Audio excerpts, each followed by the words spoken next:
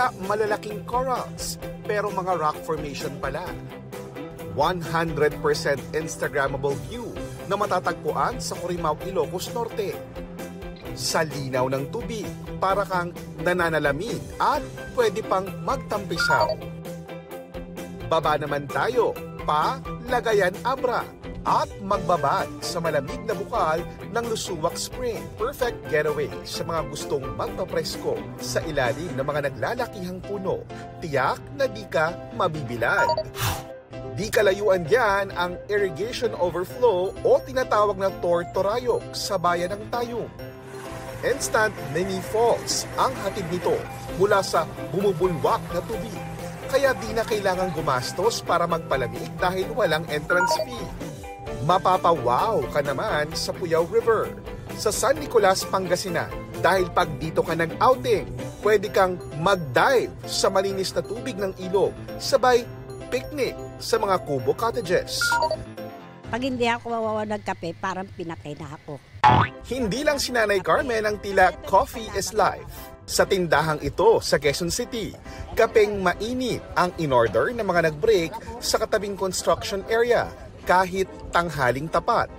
Kahit mainit? Opo. Ano ba yung ginhawang pag nakainom ka ng kape? Paki-describe nga, ano bang pakiramdam? Parang yung gumagaling pakiramdam ko pag nakainom ko ng kape. Paki-describe ang pakiramdam. Sarap. Kape na po kayo, kahit tanghaling tapat, mainit. Ang 60 years old na si Gilay, hot coffee rin daw ang pamatid uhaw. Kahit nga umaapoy sa init ang temperatura, pakiramdam daw niya pagkatapos magkape. Presko sa katawan, parang tibay ang katawan ko kung magkahit kontraksyon ng trabaho. Sarap ng kape. Malakas pa ko sa mga 25 anyos. Dahil sa? Kape. Totoo yun.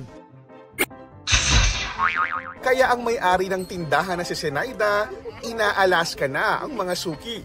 Pumayos talaga sa kape kahit gusto nila talaga pinapawisan mga ng mga yan. Kaya gusto nila mainit. Sa isang pag-aaral na inanathala ng National Institutes of Health sa Amerika, lumabas na ang pag-inom ng kape ay maaaring mapabuti ang sweating sensitivity o reaksyon ng katawan ng tao para pagpawisan. May mga sangkap din daw ang kape na maaaring magandang pag-aralan na makatulong para mapreskuhan ang uminom nito kahit mainit ang panahon. Pero wait a minute, kapeng mainit. Bagaman posibleng may magandang epekto ang pag-inom ng kape sa mainit na panahon, ayon sa ilang doktor, may dapat pa ring isaalang-alang. Anong klase yung iniinom natin?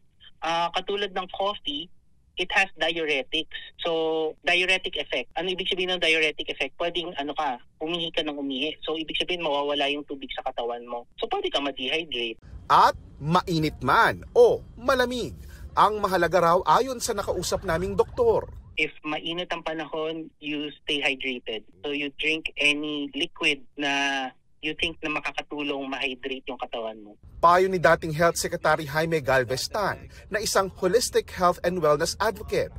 Ang mainam na pang-hydrate, mineral water dahil sa electrolytes nito. Iwasan din daw ang mga inuming matatamis. Matamis at refreshing, lantakan man o gawing sa malamig, swak na pampawi ng init ang melon. At melon, meron palang taniman yan sa Metro Manila. Ang ekta-ektaryang taniman na ito ng melon, hindi mo aakalaing matatagpuan pala sa syudad ng Taguig. Mula nga rito ay matatanaw natin yung mga gusali ng Metro Manila. Kamakailan lang tone-toneladang mega at golden melon ang naani rito. Mas matamis itong golden melon. Pero masarap din tong mega melon. Pareho lang masarap. Perfect sa tang-init. Nung nandito ka sa syudad, malapit sa market ang iyong product. Ito, may biglang malaki ang kita mo, meron namang konti. Sapat naman sa pamilya. 15,000 to 80,000 pesos ang kita ng kada magsasaka, depende sa rami ng ani. Malaking bagay raw ito dahil isang beses kada taon lang sila nakapagtatanim ng melon, lalo't lubog ang bukirin tuwing tag-ulan. Sa pagkakataong ito, pangingisda naman sa Laguna de Bay ang nagiging hanap buhay nila. Yung Laguna Lake, pagka umapaw na siya, siya, magpupunta na siya dito sa bukiri namin.